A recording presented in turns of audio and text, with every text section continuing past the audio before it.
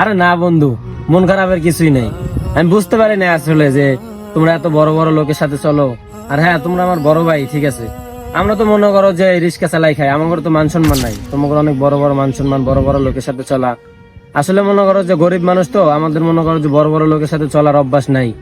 আর ভুল করে থাকলে মাপ টাপ করে দিও। মনে করো যে আমরা রিক্সা চালাই, দিন মজুরি কাম করে তারপর আমার সংসার চালাইতে হয়, বাপ মা দেখতে হয়। তোমাদের মতন যদি আজারে ঘুরে বেড়াইতাম আর যদি মনে করো এই ক্লাবে ওই ক্লাবে যাইতাম, তাহলে মনে করো আজকে তোমাদের মতন লোকের সাথে থাকতে পারতাম।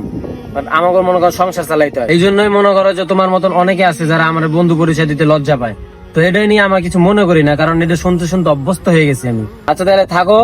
আর তোমার আমি কোন সময় আজ থেকে আর তোমার বন্ধু পরিচয় দিব না, বা তোমার সাথে বন্ধুত্ব আমি রাখবো না। কারণ আমি চাই না যে আমার জন্য তোমার কোনো মান সম্মান যাক। ভালো থাকো। সমাজের কিছু এরকম মানুষ যারা লোক সমাজে বন্ধুত্বের পরিচয় দিতে লজ্জা পায়। সব বন্ধুরা বন্ধু হয় না। তো বন্ধুরা, এরকম কিছু লোকজনের কাছ থেকে আপনারা দূরে থাকবেন। ধন্যবাদ। আর আমাদের ভিডিওটা যদি ভালো লাগে তাহলে একটি শেয়ার দিবেন।